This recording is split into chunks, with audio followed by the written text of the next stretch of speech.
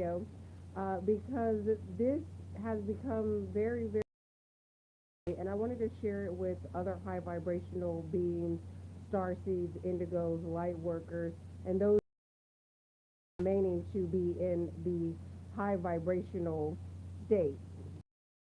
These weirdos, it lies in you not being able to see them. You, their secret dealings, you not being able to see the demons attached to them, see their hidden hands and their evil works and diabolical works and what they're doing in the shadows and in the background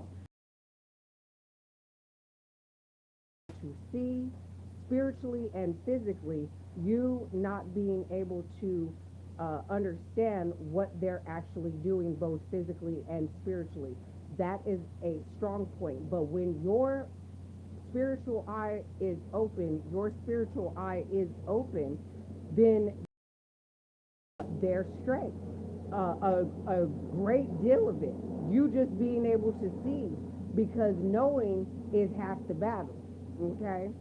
Knowing and being able to see, right?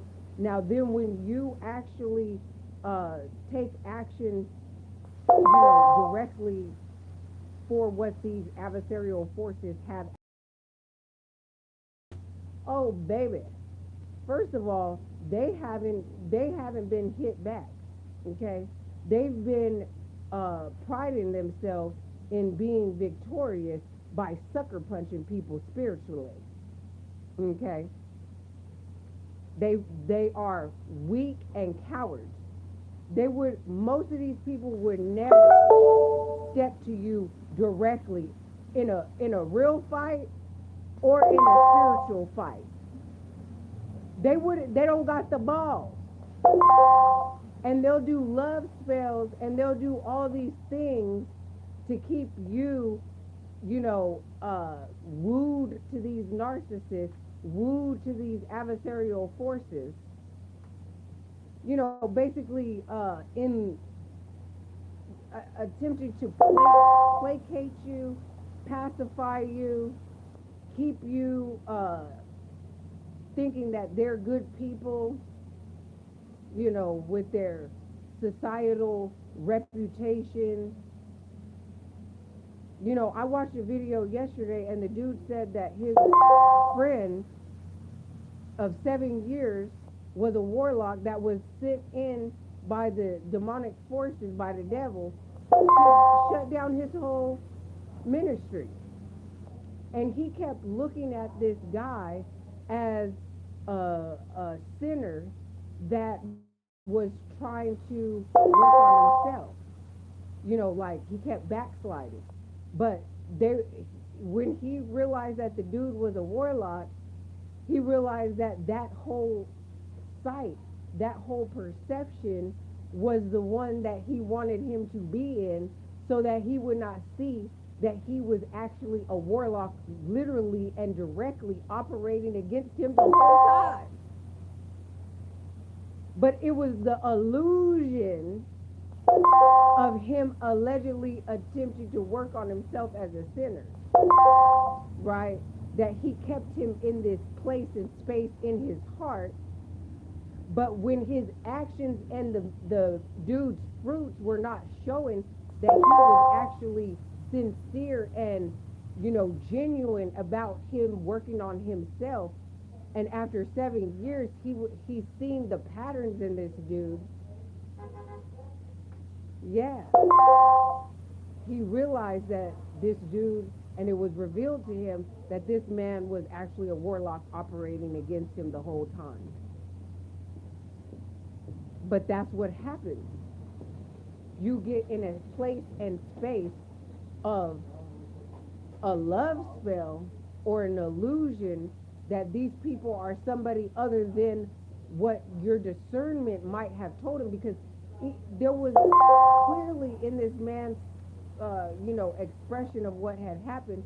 He said that he felt things in his spirit about this dude along the way, but he still just had this perception of old boy that he was you know, working on himself, and he put him into the category of a sinner that was, you know, on the journey of breaking these things. But there was no point in time that he was actually doing that, because he was that dude was already, the warlock was already in agreement and on assignment to destroy him in his work for God. Okay? So 7 years this guy was in this man's life, in the background, doing spell work and just straight out in physical form, sabotaging him every chance he could get behind the scenes in ways that it would not be apparent to the man telling the story that this dude was operating in this way. Okay? So I just want you to know that when you can actually see these demons, these living demons walking around us in bodies today, okay, when you can see them, it's an unspoken truth. You ain't even got to say nothing. They know you can see them. And I'm telling you, a lot of these mofos, they literally, their whole bodies will become flushed, because it reminds me of, and remember, I'm not religious, okay? I'm not religious at all. But in the story of Adam and Eve, in that moment that they realized that they were naked in the garden, it's given that same feeling. These demons and diabolical, evil, wicked mofos, they come into the presence of someone that can see them, and they feel naked. I mean, spiritually naked. Because they are. Because you can see their ass. Clearly. And it's a whatever cloaks, of whatever mask, of whatever you know, facade, show, you know, that sheep in wolf's clothing, you see the fucking wolf. And they can't hide it. And most of their strength came from you not knowing and you not being able to see their ass. So they could operate in the darkness, so they could operate in the shadows, so they could operate sneakily, so they can throw their stones and hide their hands. But you seen, you know, them stones was like, what is it, that money they put that dye all over? You had the dye all over the stone, so their hands is dirty. You seen who threw the stone. You know? So they can't hide it. Anyways, I'm not going to, as they say, run it up. I just wanted to share how naked these evil, wicked, diabolical people are. I mean, naked all the way to the point of Adam and Eve being naked in the garden. They are stripped. They naked as fuck. You could see they ass for exactly who they don't want you to be able to see them for. They don't want you to be able to see them like that. They want you to see them in whatever light and whatever illusion they have tried to present themselves as and paint themselves as, not only to the community but to you, because, you know, most of the time, you know, they specifically come around high vibrational beings and chosen ones and everything, so that they can have not only the access to them, but they want to keep their enemies closer than their friends. And the chosen ones are definitely their enemies, so they want to woo them and, how do you say, like, they want to make it seem like they are a friend when they are absolutely a foe. But when you have that sight, baby, you can see right through all their shenanigans. You can see through all their illusions. And not all the time do I tell them that I can see their ass. Okay? You don't have to. Let them keep thinking they doing whatever they doing sometimes. Yeah. And then cause spiritual and physical judgment on them. And they wonder why their life is all, in shambles. Because there's a few people you wasn't supposed to mess with. And some of these people did their spiritual due diligence and were warned not to. And they still did it anyway. Some of them didn't do their due diligence,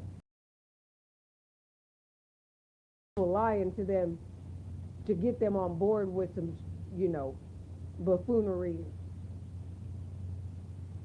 And now they're kicking themselves in the butt like, why did I listen to such and such? Oh, well, that karma coming back to all of them.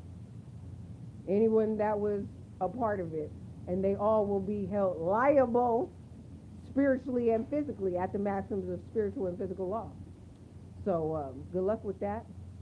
But I just wanted to do this video so you can know that most of the strength that these people have is because you have not been able to see them. Now you see them. Okay?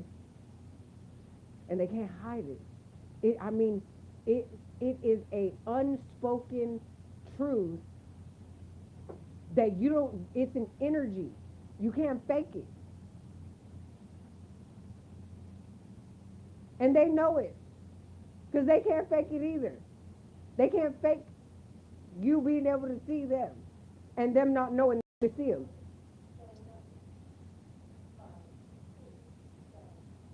It's an impossibility. And I'm going to tell you, if you are a chosen one, if you are a light worker, indigo, starseed, if you are a high vibrational being, you have the authority to command their spirit and their soul to identify themselves as what their true intentions with you are. So if they are an enemy, they have to expose themselves. You could command that they spirit and soul tell you the motherfucking truth of they really are.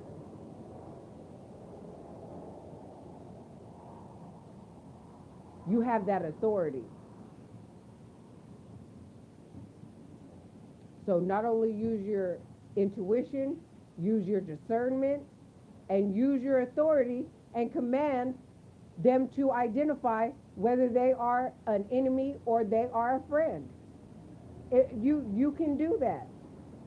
And then you don't have to wonder, what's their intentions? No, you can ask them straight out. And they are required by your authority to speak the truth.